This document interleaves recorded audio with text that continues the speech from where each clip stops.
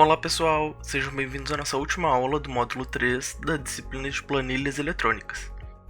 Na aula de hoje a gente vai fazer uma revisão de todos os conteúdos abordados da mesma forma que a gente fez nos dois primeiros módulos. Nessa aula, a gente vai usar os conceitos de juros simples, juros compostos, operações de matrizes e muitos outros já usados nas aulas anteriores. Se vocês têm alguma dúvida ainda sobre esses conceitos, ou como usar eles, voltem nas aulas respectivas e tentem entender o que é feito com calma. Vamos começar com a nossa planilha dupla.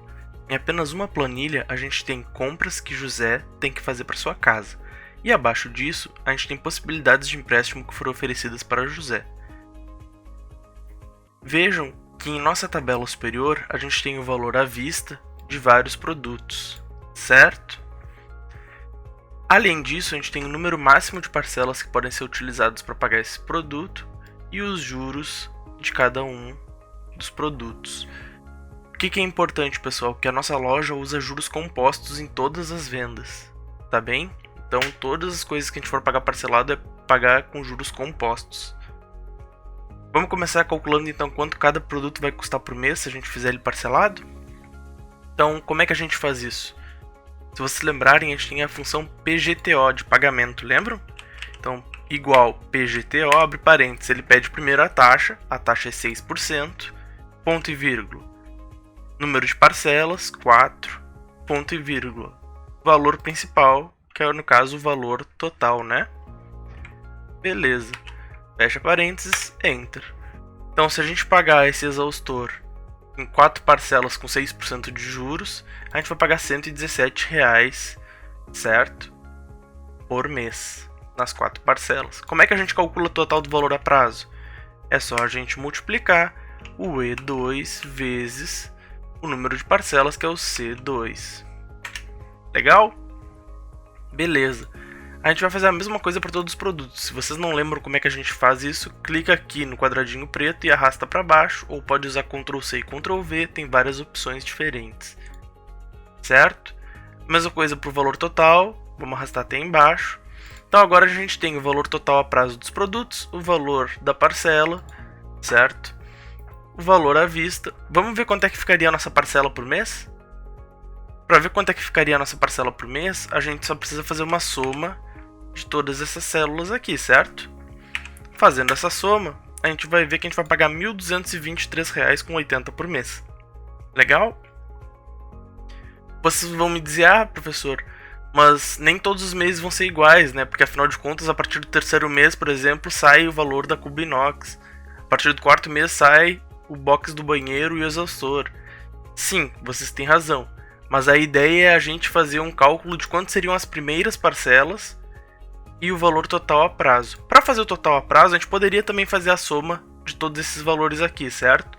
Mas para trabalhar operações com matrizes, vamos fazer o seguinte: ao invés de a gente botar a soma dessas células, vamos fazer a soma das parcelas vezes o valor da parcela. Ó, então agora a gente vai fazer essa mesma multiplicação que a gente acabou de fazer aqui, só que dentro da soma. Ctrl Shift Enter. Certo? Então, nosso valor à vista é R$ 11.027, nosso valor a prazo é R$ 14.717. A gente vai pagar R$ 3.700 a mais.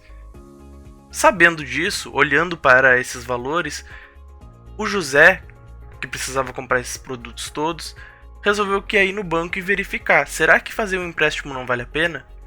Porque se ele faz um empréstimo e consegue juros mais baixos no banco, o que vai acontecer? O José consegue pagar o valor à vista para a loja, que é os R$ 11.027, e pagar os juros para o banco, que pode ser vantajoso para ele ou não.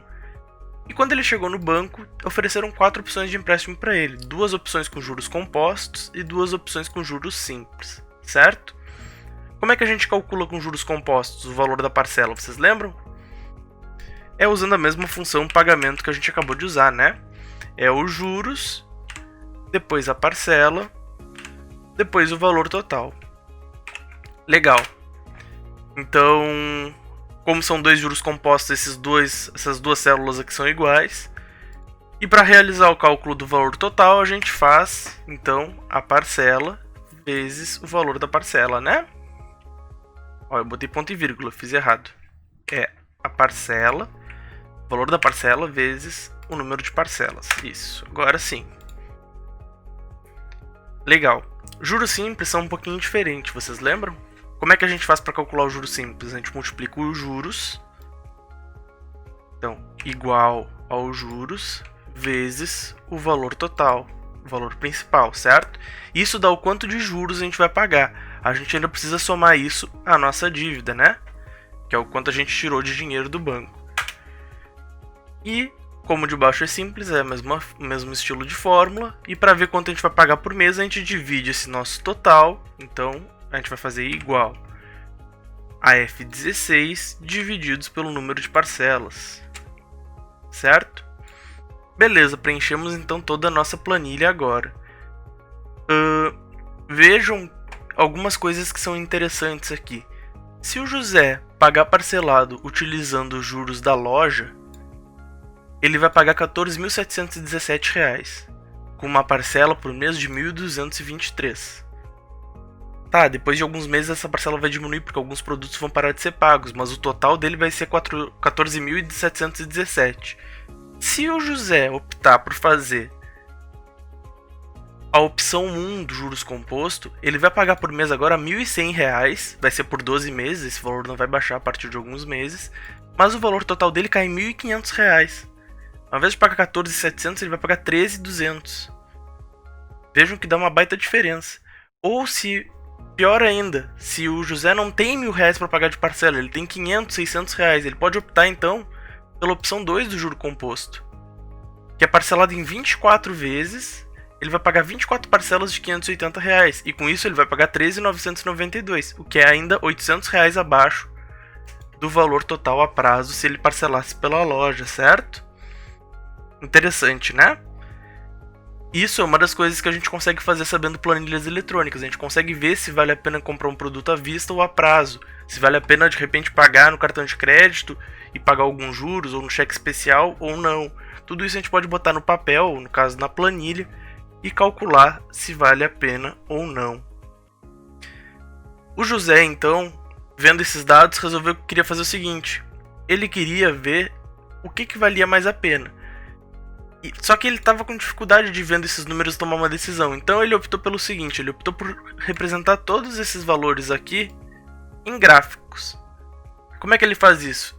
Vamos selecionar as células então, as que têm um nome, que é o composto e simples, e a parcela e o total, é os dados que nos importam, certo? Então vamos inserir um gráfico. Um gráfico pode ser de barras. A gente pode escolher como quer fazer, se quer fazer empilhado, se quer fazer percentagem empilhada. No nosso caso, a gente pode deixar normal, se vocês quiserem. Tem a opção de pizza dupla também, que para esse caso aqui poderia ser interessante. Mas vamos deixar em colunas normais. Certo? Olha só. O que aconteceu aqui que é interessante? Ó? Vamos finalizar ele assim mesmo. Como a função pagamento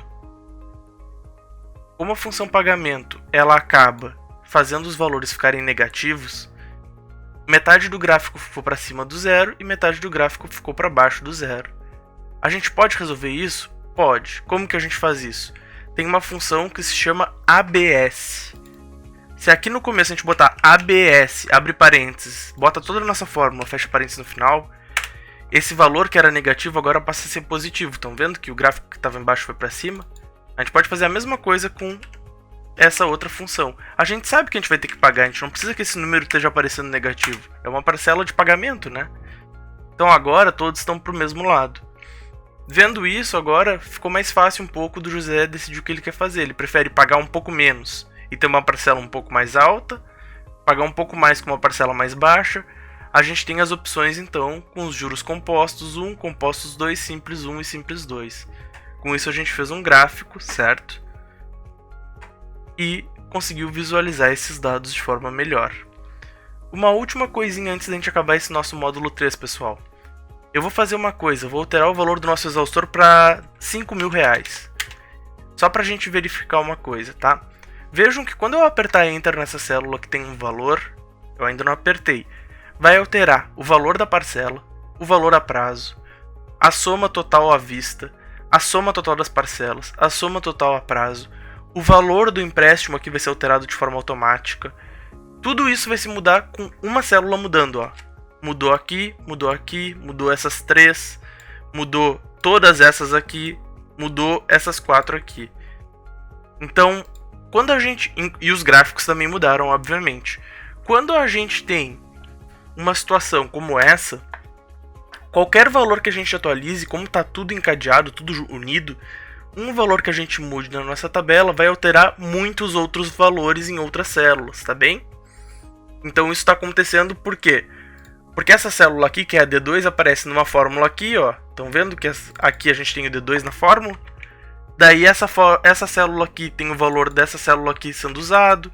Essa aqui tem o valor dessa. Então tá tudo encadeado. Um valor que a gente bote, então, vai alterar vários outros dentro da nossa planilha.